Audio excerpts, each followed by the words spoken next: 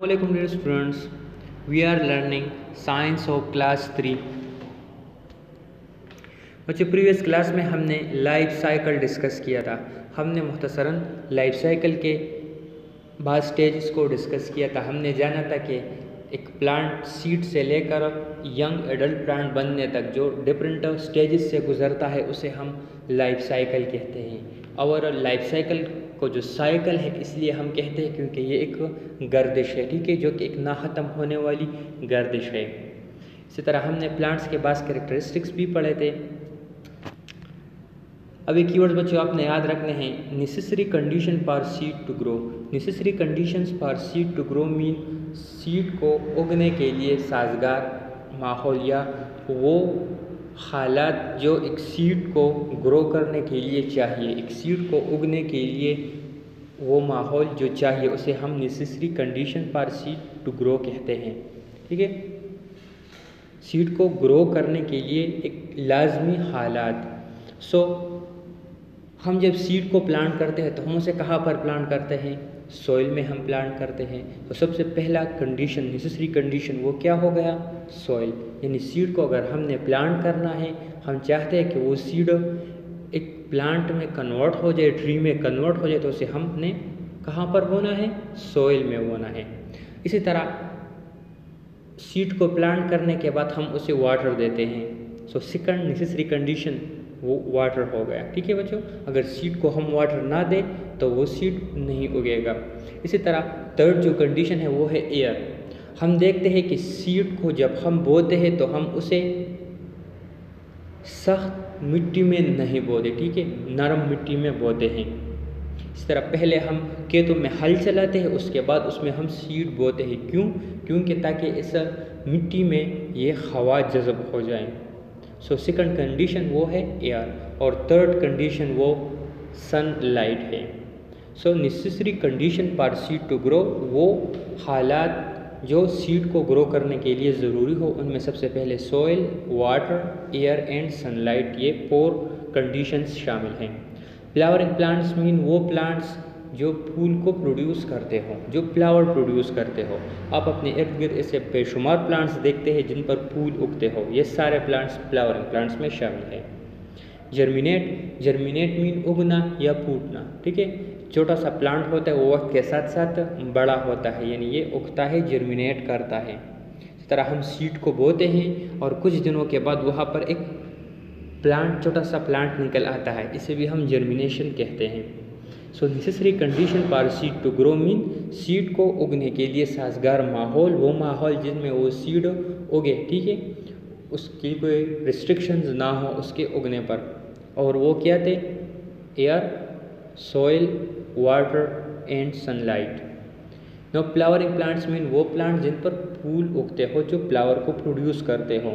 Germinate mean फूटना या उगना। Life cycle of a sunflower plant. आज हम सनफ्लावर प्लांट के लाइफ साइकिल को डिस्कस करेंगे।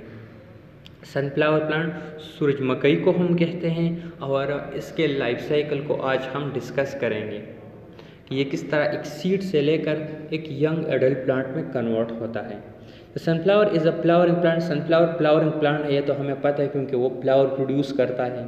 It bear flower which contain seeds. इसके फ्लावर में सीड्स होते हैं, इससे भी हम वाकिफ़ हैं, ठीक है। सनफ्लावर एक फ्लावरिंग प्लांट है और उसके फ्लावर में सीड्स होते हैं।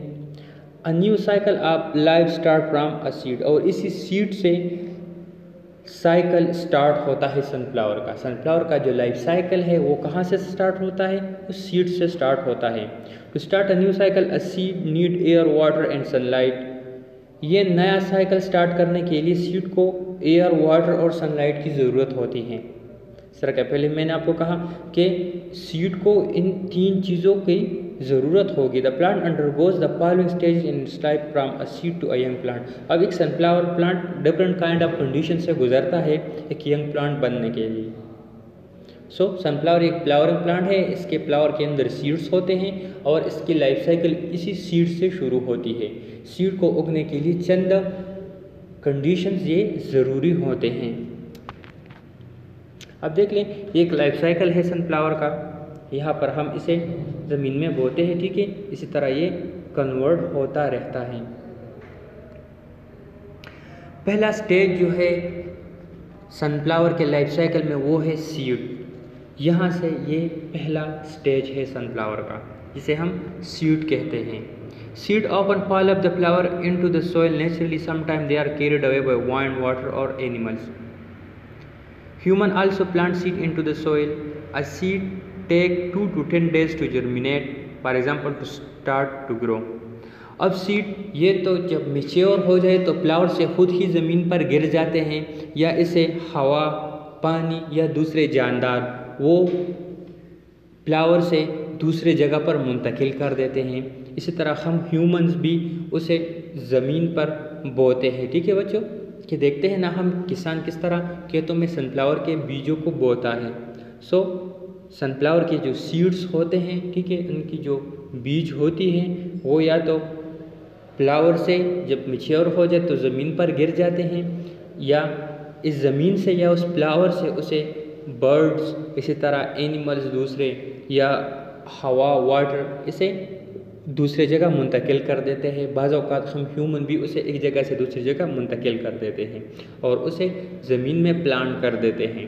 अब 2 से लेकर 10 दिन में ये सीड ज़मीन से निकल आता है, यानी प्लांट निकल आता है ज़मीन से।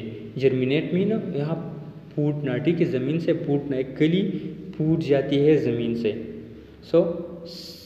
सीड ये कितने दिन लेता है एक सनफ्लावर सीड प्लांट बनने में, ज़मीन से फूटने में? ये 2 से लेकर 10 डेज तक, यानी ये कंडीशंस पर मुनहसर है। अगर उसे कंडीशन सही तौर पर मिल जाए तो वो जल्द उगेगा, अगर कंडीशंस वो सही मिकदार में न मिले तो वो देर से उगेगा। आप देख लें, सीड्स हैं, यहाँ पर प्लांट हो गए और ये छोटा सा पौधा निकल आया। Now what is infant plant? A tiny plant grows from its seed. अब सीड से जो छोटा सा प्लांट निकल आता है ना, ये जो छोटा सा प्लांट है, इसे हम इन्फेंट प्लांट कहते हैं। It has a very small stem with small leaves growing on it. ये बहुत नाजुक होता है, इसकी छोटी सी तना होता है, ठीक है, इस तरह इसके जो लीव्स है वो भी छोटे छोटे होते हैं। जो इन्फेंट प्लांट है, छोटा सा प्लांट जो सीड से निकल आता है, इसकी स्टेम ये कमज़ोर होती है, छोटी सी स्टेम होती है इसकी, इस तरह लीव्स भी इसके छोटे छोटे होते हैं। At this stage the infant plant get food from the seed.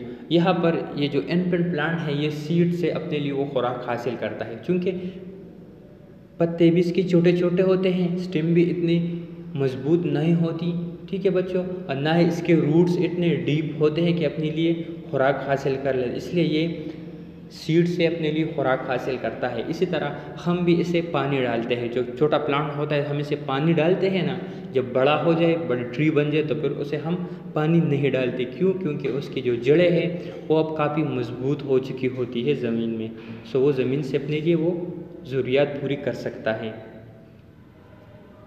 आप देख लीजिए, एक इन्फेंट प्लांट है यहाँ पर। Now growth, the plant start to grow tall. अब ये प्लांट आहिस्ता आहिस्ता बड़ा होना शुरू होता है। More roots grow to help the plant take in water from the soil. अब इसकी जड़ें भी घनी होना शुरू हो जाती है, यानी ज़्यादा मिकदार में जड़ें भी प्लांट निकाल लेता है ताकि सोइल से अपने लिए वाटर और दूसरी न्यूट्रिएंट्स ये जज़ब कर ले। It begin to grow branches and leaves that help to make food. Buds also start to form. अब इसमें शाहे भी और निकल आते हैं, इस तरह पत्ते भी इसके बड़े होने शुरू होते हैं, ठीक है, और तादाद में भी मल्टीप्लाई होते रहते हैं ताकि अपने लिए अब प्लांट खुराक तैयार कर सके। ठीक है बच्चों, छोटा सा प्लांट होता है, इन्फेंट प्लांट होता है जो कि कमज़ोर होता है, इसकी स्टेम छोटी होती है, छोटे छोटे लीव्स होते हैं। खुराक उसे या तो हम प्रोवाइड करते हैं, यानी हम उसे पानी डालते हैं, या जो छोटा सा सीड होता है उससे ये अपने लिए खुराक हासिल करता है। वक्त के साथ साथ ये प्लांट ग्रो करता है, इसकी जड़ें भी निकल आती है, ठीक है बच्चों, और इसकी शाखें और इस पर पत्ते भी इसके बड़े हो जाते हैं। Buds also start to form. अब छोटी छोटी कली या चट ये भी इस पर निकल आते हैं, ठीक है, छोटे छोटे कलियाँ भी निकल आती है इस पर। The plant start to grow tall, more roots grow to help the plant take in water from the soil. It begin to grow branches and leaves that help to make food. Buds also start to form. तो जिस तरह के पहले हमने इस growth को पढ़ लिया कि प्लांट बढ़ना शुरू होता है, ठीक, कद में इसके इजाफा होना शुरू होता है वक्त के साथ साथ, और क्या होता है, रूट्स भी इसके निकल आते हैं और रूट्स वो ज़मीन से वाटर जज़ब करते हैं। यहाँ पर आपने रूट के एक फंक्शन को भी जान लिया कि रूट्स ये क्या करते हैं, सॉइल से वाटर के लिए, सॉइल से प्लांट के लिए वाटर ये जज़ब करते हैं। इस तरह इसमें ब्रांचेस भी निकल आते हैं।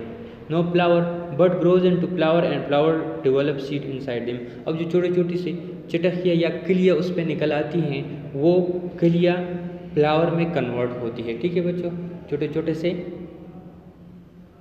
शाखों पर जो कलियाँ निकल आती हैं वो कलियाँ फ्लावर में कन्वर्ट होती है और फ्लावर के अंदर फिर से सीड डेवलप होते हैं और वो सीड फिर वही लाइफ साइकिल शुरू हो जाती है। सो हमने सनफ्लावर के लाइफ साइकिल को पढ़ लिया।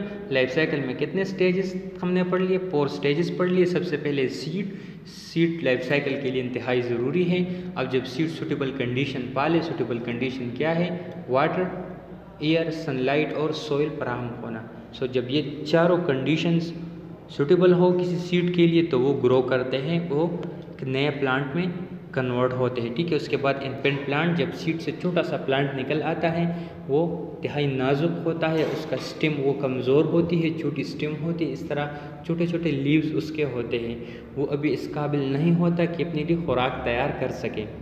फिर वक्त के साथ साथ उसमें ग्रोथ होती है, वो बढ़ता है, उसके हाइट में इजाफा होता है, ब्रांचेस निकल आते हैं, लीव्स वो बड़े होते हैं, इस काबिल होते हैं कि प्लांट्स के लिए खुराक प्रिपेयर कर सके। इसी तरह जो रूट्स हैं वो भी ज़मीन के अंदर गहरे होते जाते हैं। ठीक है, और ज़मीन से अपने लिए पानी और दूसरे न्यूट्रिएंट्स को तलाश करने के काबिल होते हैं। उसके बाद फिर उस पर फ्लावर निकल आते हैं। सबसे पहले तो छोटे छोटे बर्ड्स निकल आते हैं और वो बर्ड्स फ्लावर में कन्वर्ट होते हैं। फ्लावर जब मैच्योर हो जाए तो वो सीड में कन्वर्ट होता है।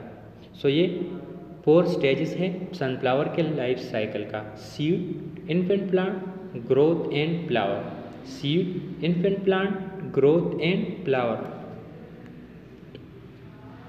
कुछ ये असाइनमेंट्स आपने कंप्लीट करने हैं। Draw a chart of sunflower life cycle. Sunflower के लाइफ साइकिल की चार्ट आपने बनानी है।